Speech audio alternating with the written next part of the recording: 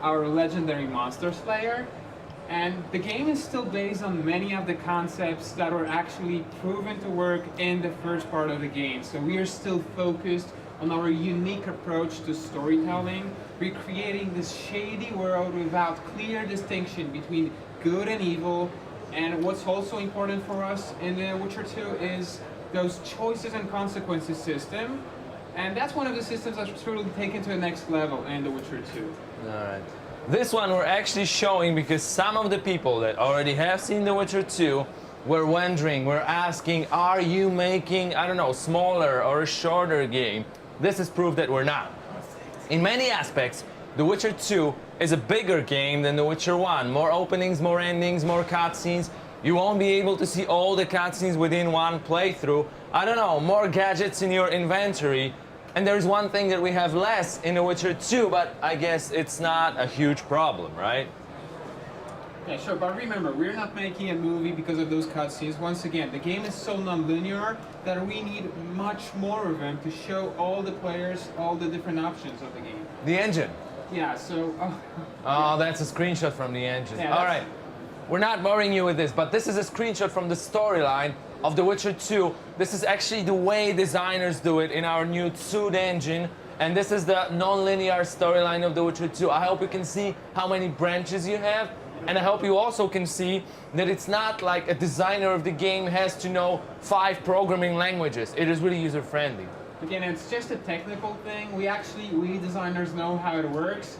But it gives you a basic idea of how complex the game is, how many different things are connected to each other, how many choices, consequences, all of those lines. But it's not the only editor in the game. What else? Sure, so most of the changes we actually have in the game are possible because of our new engine, Tsud engine. It's the one that we created at our own studio. It's based on our needs and expectations that we already had after Witcher 1. And this time it really allows us to create a game we always wanted to create, a game we always dream about. So we actually polished the game, we created many new systems, introduced them because it was possible. Yeah? Let's put it straight. There are not too many RPG engines on the market, and we know that our one is the best one so far, definitely. We have tools for each one of the members of our team. Even the guy that puts plants on the locations has his own tool. We don't want people to struggle with tools that are not for them. We want them to have their own. And our engine has dozens of tools, which is really RPG ready because it is an RPG engine. Yeah, we want to focus on making the game. We don't want to play with the tools too much. We just want to make a good RPG, so... But of course it looks good as well. I mean, you're gonna see the difference between The Witcher 1 and The Witcher 2. And this is the same guy. We even sculpted his head somewhere around. Yeah, there we go. There's a statue of the Geralt if you want to see it later on. But the idea is, it is still the same guy. The difference, however, is how more detailed he is right now, how better he looks. Yeah, but not only the characters will look better, actually also the environments, effects, it's all because of our new renderer. So Witcher 1 is the best looking RPG of 2011, right? We're not afraid to say that The Witcher 2 is going to be the game that will look the RPG that will look the best in 2011. If you want to put any screenshots of any RPGs coming up in here, you could compare. We're not doing this ourselves. In a game, there's over half a year till, the finish line. So not all of the systems in the game work like they should, of course. We're still recreating them.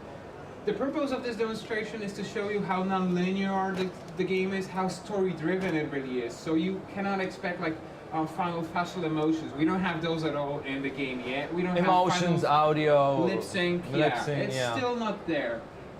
Yeah, let's hit it. But the idea is to show you how non-linear the game can be. This is going to be a quest where you get out of the prison. How you got here, it's a different story. Not yesterday. He was a hero, pretty much. Everyone's man. Personally saw him cut down 20 men in the blink of an eye, so it's no surprise. Seen dashing on those walls. Can't rightly say I ever saw his sword. Lightning so fast. I thought that beast would turn into bits when he came out of the clouds. Delayed don't mean denied. How will do that tomorrow? All right. What you don't know yet, and the player does know and will know in the game, that actually Geralt already has a key to these chains. So he could get free right now, but probably the guards would run in here with weapons. So we should be smart, right? Yeah, we can try to provoke those guys to come in actually. Guard! Come here, good man. Why are you harboring? Do not get it, we'll shut you up. Are You got the dialing wrong system? guy. Really?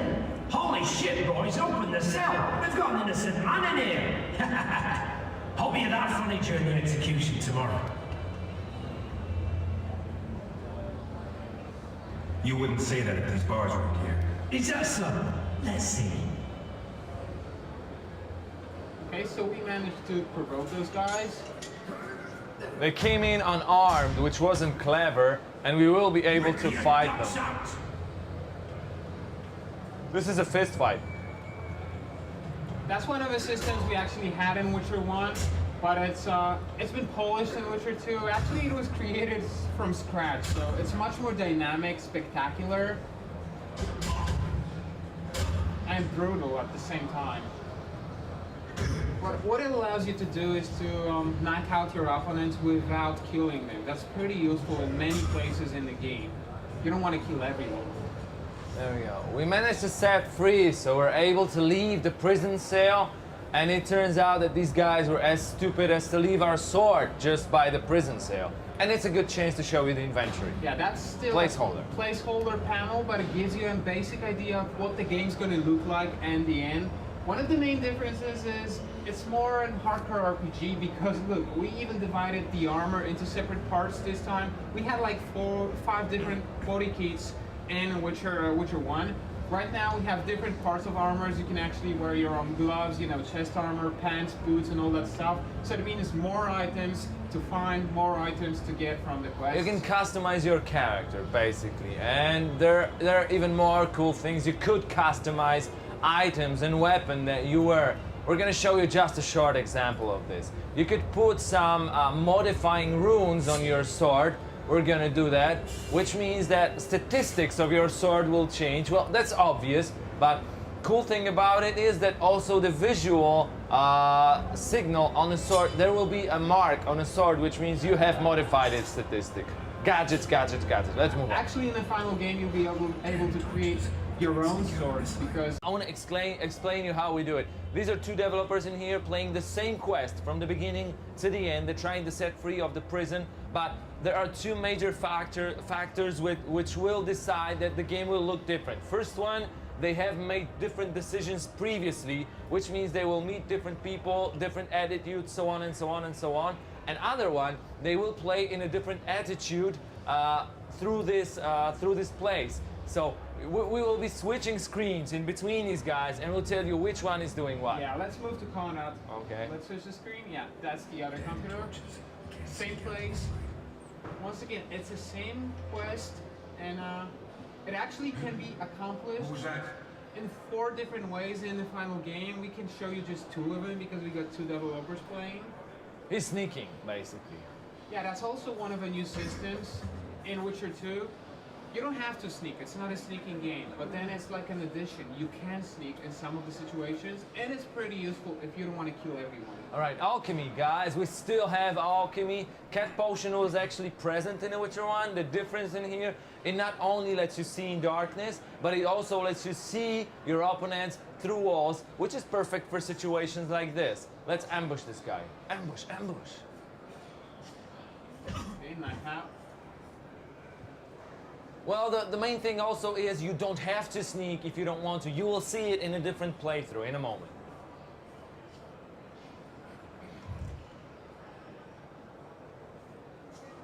Oh, he saw us. Oh shit. Not too settled. This is gonna be harder this time. You look like a drunk to others. You're still working on the combat system, so it's not final yet. That's one thing, and the second thing is that Conrad actually has something we call a developer's sword. So Yeah. the game's not balanced yet, and we have a good sword to make sure It's we're not easier. going to die in half of the the All right. presentation. Important part of the story. We meet a guy that whom life we have spared previously. More about that in a moment, right? Yeah, that's one of the cutscenes from the game.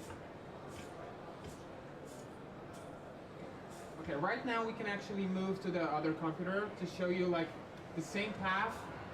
You've already seen these places, but you can see how different you can walk through this part of the game. Jacek is going to be playing right now, and well, the first and obvious difference that you will see, he doesn't like to sneak, so he will be butchering these guards on his way along.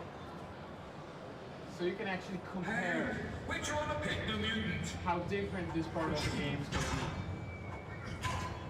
Of course, the combat system is not final yet. The idea that we've had, it's you're gonna see it in the final game, is that everything that was hardcore in the combat in The Witcher 1 is still present in The Witcher 2. The difference is, if you're not, if you don't like hardcore combat, you don't have to.